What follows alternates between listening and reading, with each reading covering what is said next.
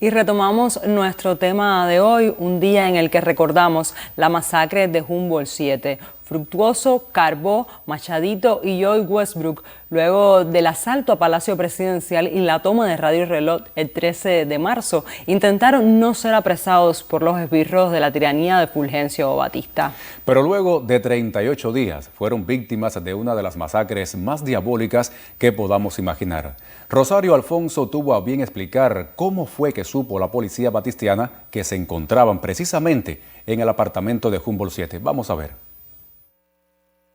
Tanto Fructuoso como Juan Pedro Carbó y Machado, después del 13 de marzo, tuvieron que moverse por 13 diferentes apartamentos.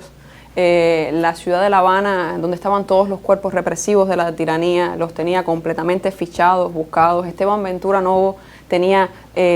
un interés específico desde la propia fundación del directorio en apresar y horadar sus estructuras y lograr dinamitar la organización, como casi lo logra. Y Fructuoso vivió una terrible odisea, igual que Juan Pedro, igual que Machado, tratando de sobrevivir y reestructurar su organización en aquellos 38 días. Fructuoso trató de enviar emisarios a todo el país, produjeron 2 manifiestos muy importantes en los cuales 2 circulares del directorio, una en la que se rendía homenaje a los caídos y otra en la que se tomaban determinaciones sobre el futuro del directorio y se hacía un saldo de lo que había sido también el asalto a Palacio. Ellos llegaron de manera fortuita al apartamento de Humboldt 7. El último lugar donde estuvieron antes de Humboldt fue el Colegio Farmacéutico de La Habana, donde un celador, extremando su celo en el trabajo, llegó aquella noche que no debía haber nadie y los sorprendió a ellos allí. El hombre se solidarizó con ellos, pero tuvieron que dejarlo preso con ellos y tuvieron que salir. Inmediatamente el comandante Julio García Olivera, que era la persona que los movía, que también es un héroe de aquellos acontecimientos porque arriesgaba todos los días su vida para salvarlos, los llamó a Joe Westbrook, que vivía en un apartamento a partir de un amigo que se lo había prestado, que es el apartamento de Humboldt 7, y ellos en la madrugada del 20 de abril llegan a ese lugar por los azares de la historia. O sea, una serie de acontecimientos fortuitos y de casualidades conducen a que ellos esa noche lleguen y suban al apartamento de Humboldt 7. Allí Ventura Novo los descubre como resultado de una delación, la delación realizada por Marcos Rodríguez Alfonso, que era un amigo de Joe Westbrook, que lo conoció a través de su novia, Dixie Guira, y del teatro universitario. Él gravitaba alrededor de la colina universitaria sin ser estudiante y sin estar vinculado a las organizaciones insurreccionales, pero era amigo de Joe y le había encontrado este refugio para él. Aquella madrugada, cuando llegaron Juan Pedro, Fructuoso y Machadito, el delator estaba allí.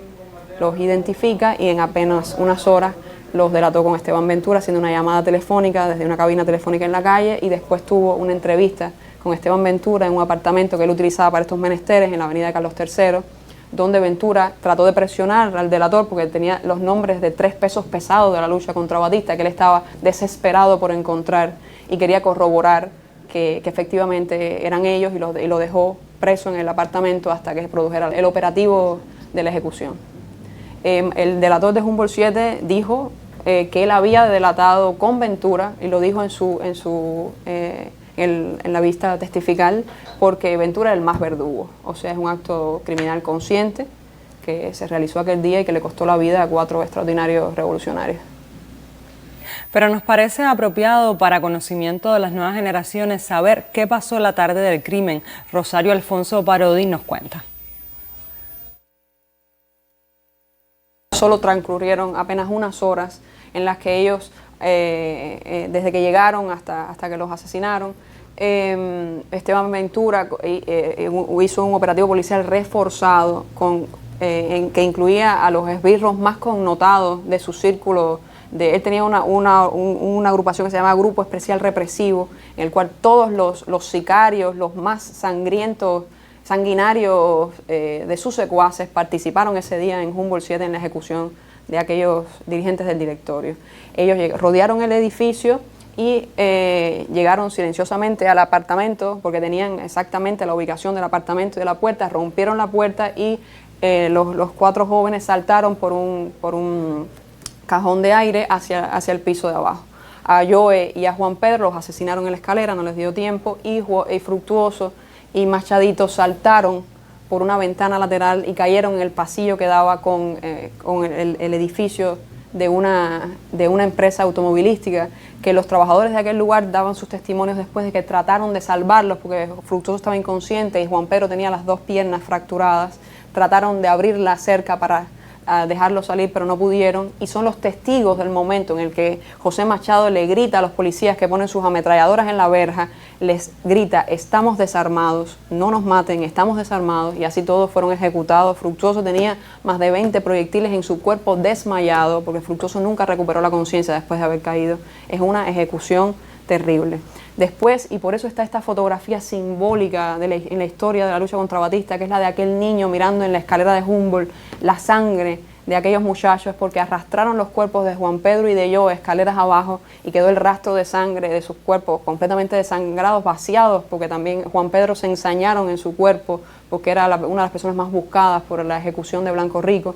Y aquel niño, que era el hijo del conserje del edificio, mira la sangre de aquellos muchachos que estaban tratando de construir un país para él, ¿no? Y es una foto tremendamente simbólica, porque después, cuando los arrastraron en las calles porque quisieron hacer un escarmiento, porque los vecinos se asomaron, y como no sucede en otras ocasiones en la historia de estos momentos dramáticos, la población sí se asomó a las ventanas, y las mujeres jóvenes estaban afuera tratando de gritarle a Ventura Novo, que era sumamente conocido y sumamente temido en La Habana. Le gritaron: asesinos, los han matado, asesinos, asesinos, y tuvieron que balacear los ventanales de las casas para que la gente las cerrara y ellos poderlos meter en la ambulancia de las casas de socorro para llevarlos al necrocomio. O sea, fue un hecho terrible, porque se ensañaron en los cuerpos de todos, porque eran hombres realmente temidos por la dictadura. El ensañamiento es directamente proporcional con lo temidos que eran por Ventura Novo, estos 4 muchachos extraordinarios que tanto habían hecho por derrocar la dictadura y que apenas 38 días antes habían estado a punto de ajusticiar a Fulgencio Batista. Hay otra interrogante sobre este acontecimiento que Alfonso Parodi nos da respuesta. ¿Cuáles fueron las consecuencias de este vil asesinato para la fuerza revolucionaria que combatía desde la clandestinidad por una Cuba libre y soberana?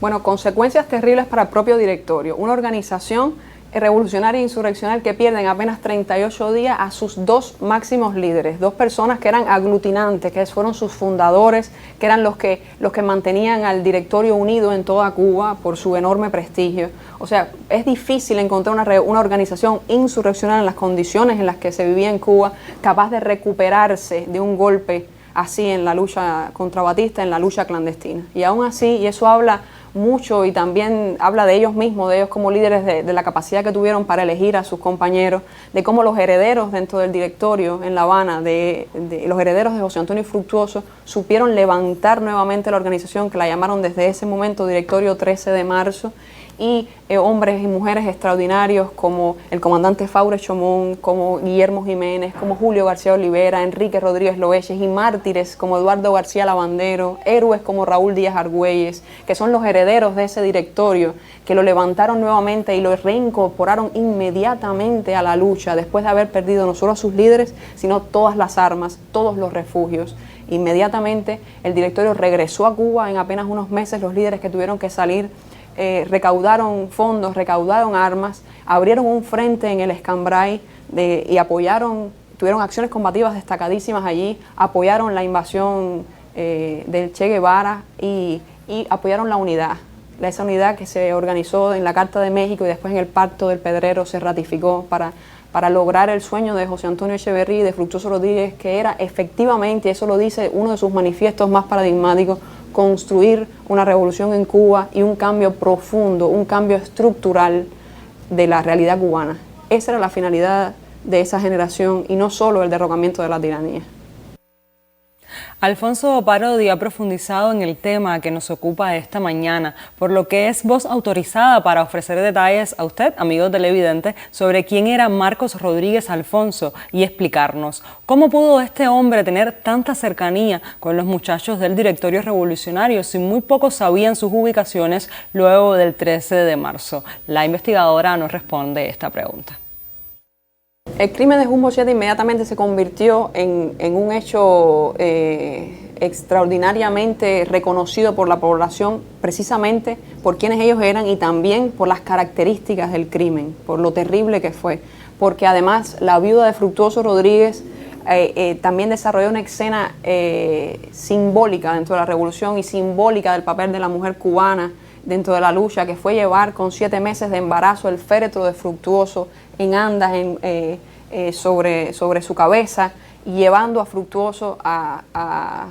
en el cementerio de Colón a su lugar postrero, pero para continuar la lucha, cantando el himno nacional, cantando el himno del directorio. Marta se convirtió un mes después, 2 meses después apenas tuvo el hijo de Fructuoso, que nació sin conocer a su padre, y todo esto convirtió para la propia organización y para los revolucionarios en la lucha contra Batista en una necesidad encontrar lo que había sucedido y definir cómo había podido producirse este crimen en un lapso de tiempo tan breve. Inmediatamente el directorio, un ejecutivo provisional en La Habana organizó una investigación en la cual se sentaron en descubrir qué había pasado en Humboldt, porque evidentemente se trataba de una delación, de una información que habían recibido porque habían tocado a la puerta del apartamento número 303. Entonces, inmediatamente se supo que se restringía la búsqueda a solo 2 posibles delatores, porque el apartamento de Humboldt, o sea, solamente conocían de aquel apartamento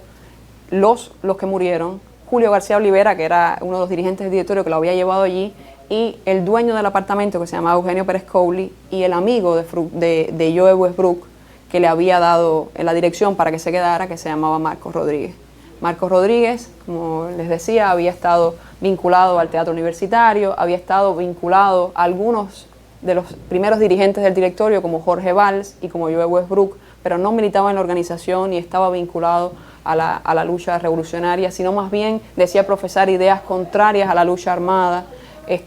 decía estar vinculado a la juventud socialista en la universidad, decía considerar la lucha insurreccional como un proceso, unas iniciativas puchistas, por tanto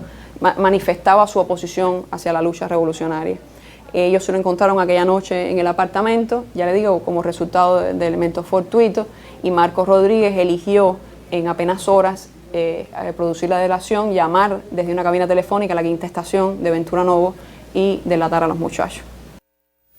Conocemos hoy a través del testimonio dado a nuestra colega Georgina Aguiar por Rosario Alfonso Parodi, investigadora del Instituto Cubano de Investigación Cultural Juan Marinelo, de los sucesos en Humboldt 7, a propósito del aniversario 68 del ametrallamiento de Fructuoso, Carbó, Machadito y Joe Westbrook, jóvenes del directorio revolucionario que fueron víctimas de delación en el año 1957.